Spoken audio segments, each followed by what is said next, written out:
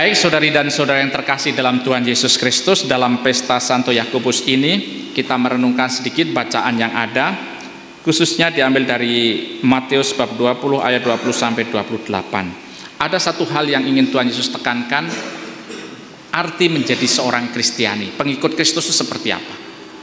Karena kita maunya menjadi pengikut Kristus itu semuanya lancar, semuanya baik, harta tidak kurang. Tapi kenyataannya begitu? Tidak. Kenyataannya nggak segampang itu.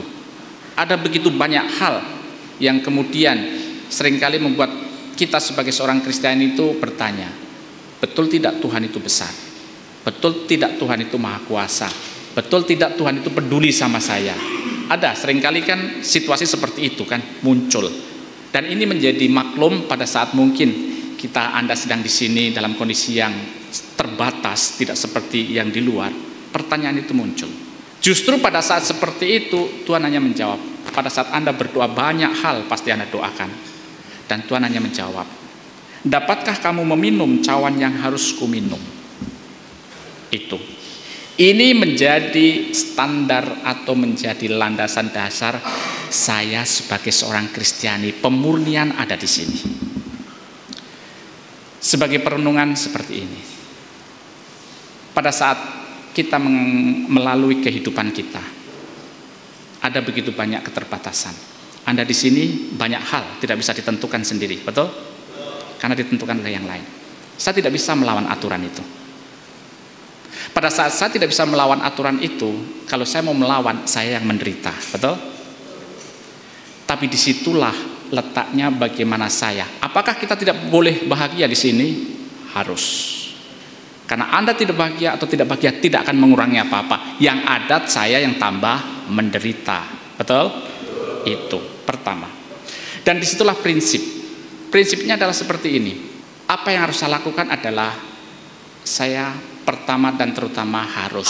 Seringkali saya mengatakan mencintai diri itu wajib. Mencintai diri bukan egois. Saya mencintai diri saya karena tujuan saya adalah dengan saya bisa mencintai diri saya bisa mencintai orang lain. Dan itu perlu proses. Dan kalau misalnya saya mau marah di sini, ada alasan tidak? Bukan cuman saya punya 1 juta alasan untuk marah di sini, untuk kecewa. Betul tidak? Saya punya 1001 alasan untuk itu. Tapi apakah itu mempermudah kehidupan saya? Yang ada mempersulit kehidupan saya dan juga keluarga saya yang ada di luar. Oleh karena itu saya harus kembali kepada diri saya sendiri. Mencintai diri artinya berdamai dengan diri saya sendiri. Itu proses. Dan untuk itu saya pertama dan terutama harus mulai. Kalau saya mau menyalahkan orang, ada tidak yang saya salahkan? Bukannya ada, saya punya buku untuk nulis juga nggak cukup, terlalu banyak. Tetapi disitulah kemudian letak kedewasaan saya harus menghadapi itu. Karena apa? Karena seperti seringkali kita ingatkan, tempat ini bukan akhir. Bukan akhir. Masih ada kesempatan, Tuhan selalu memberikan kesempatan kepada kita untuk hal yang ke depan. Kita masih bisa melakukan hal yang baik ke depan. Kalau kemudian ada orang atau ada pemikiran yang mengatakan, siapa lu? Ingat lu. Ingat itu bukan dari Tuhan. Itu dari hantu. Karena hantu tidak mau kita berubah. Karena hantu tidak mau kita berbenah. Pada saat Tuhan Yesus dibawa kepadanya seorang wanita yang ditangkap zina, apakah Tuhan menghukum dia? Dia hanya mengatakan, aku tidak menghukummu, pergilah dan jangan berbuat. Ingat itu, Tuhan selalu memberikan kesempatan, karena bagi Tuhan ke depan kita masih memberikan hal yang baik, itu jauh lebih penting daripada masa lalu. Dan untuk bisa ke depan berubah, perlu saya masuk dalam diri saya, berdamai dengan diri saya.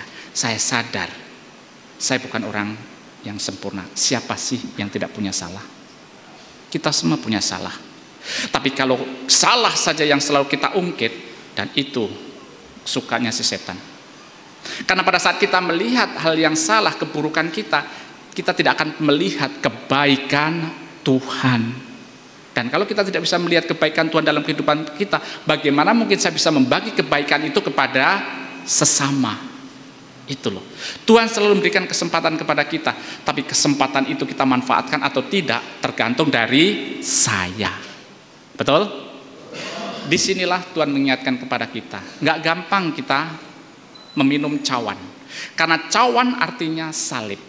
Kita sebagai seorang Kristiani, kita tahu yang menjadi landasan kita adalah kebangkitan Tuhan. Salib tanda cinta. Makanya orang Katolik kalau berdoa selalu memulai dengan tanda salib. Bapa, Putra, dan Roh Kudus. Amin. Bapa, ya Tuhan, semoga pikiran saya setiap hari sejalan dengan pikiran-Mu. Apa yang Engkau pikirkan? Putra, ya Tuhan, semoga yang saya rasakan, saya batin, itu sesuai dengan teladan Putramu Tuhan Yesus yang menunjukkan cintanya yang abadi.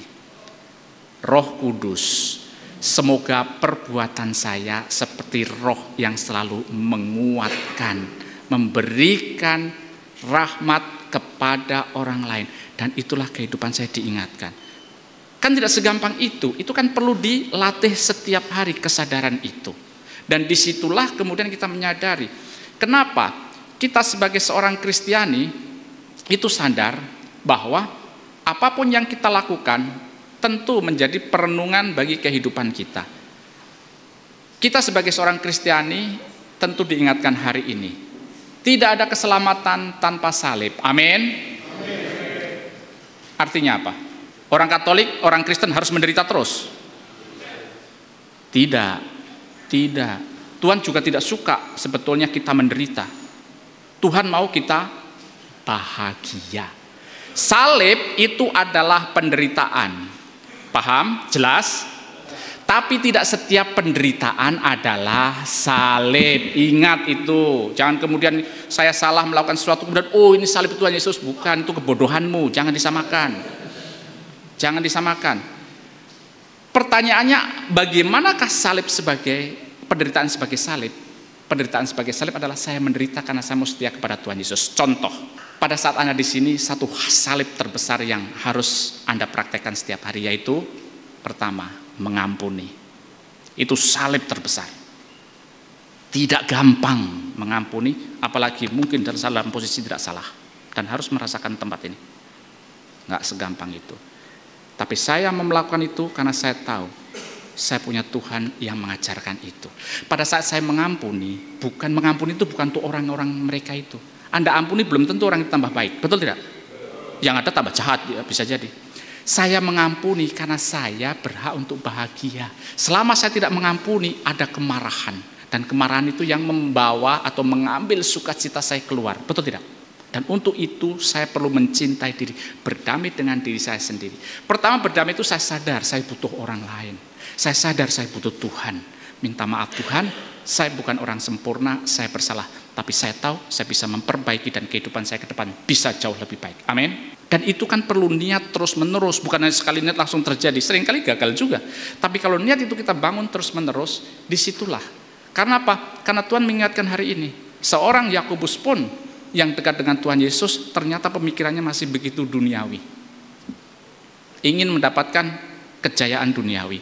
Dan Tuhan mengangkat itu dengan mengatakan tentang cawan dan penderitaan. Karena pada saat kita sebagai seorang Kristiani yang kita pikir duniawi, maka percaya sama saya, peristiwa Jumat Agung akan menggoncangkan iman saya. Kita tahu, peristiwa Jumat Agung itu menggoncangkan iman semua para murid kecuali Yohanes. Betul tidak?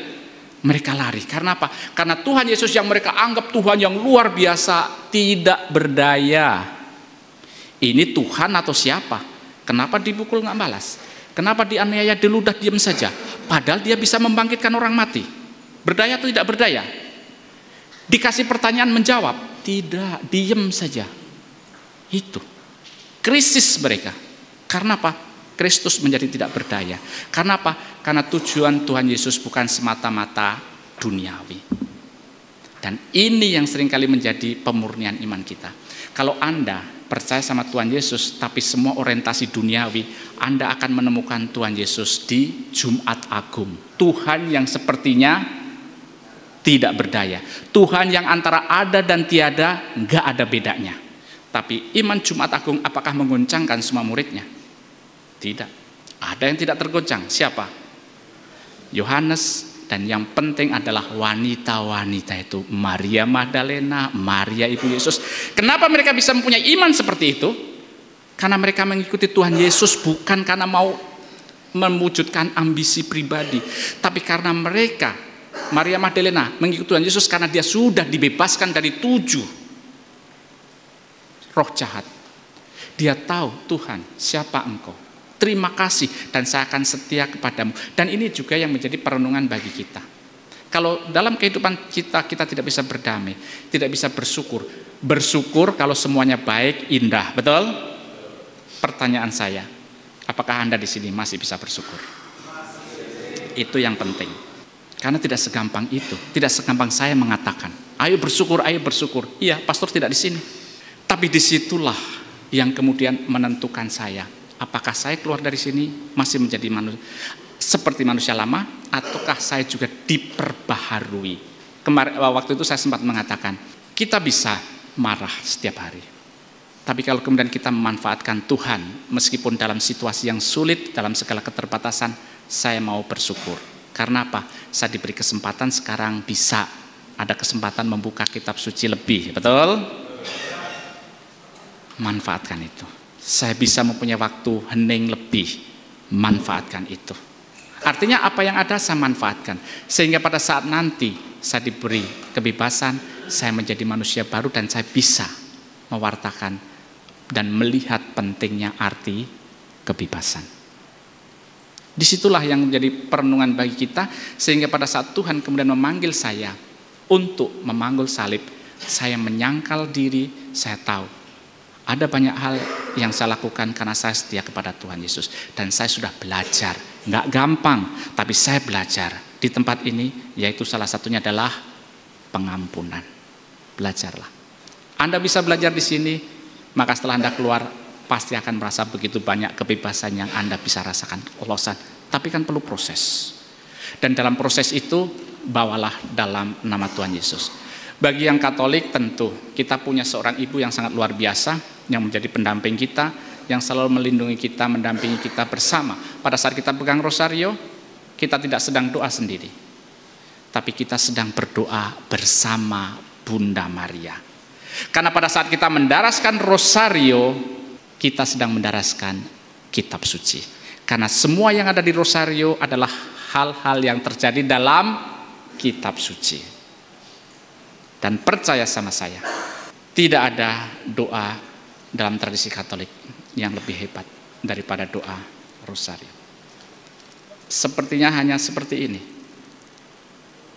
Tapi ini yang menyelamatkan Eropa. Ini yang membuat kita jadi orang Kristen. Tanpa ini nggak ada Anda jadi orang Kristen, nggak ada jadi orang Katolik. Pasti. Karena apa? Karena tanpa rosario Eropa sudah lama tidak jadi Kristen.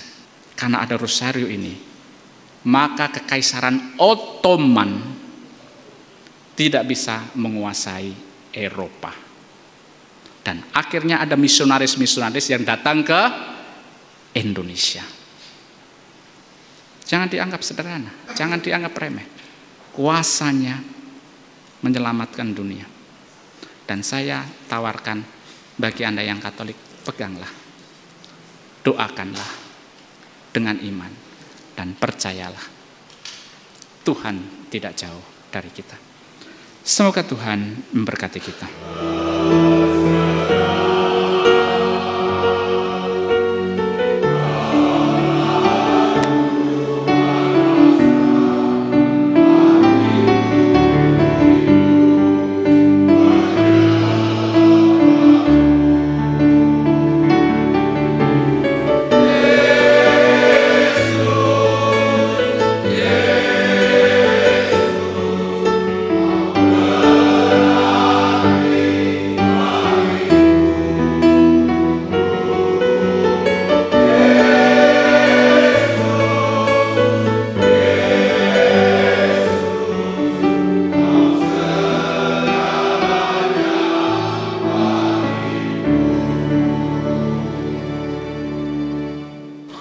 Tuhan bersamamu.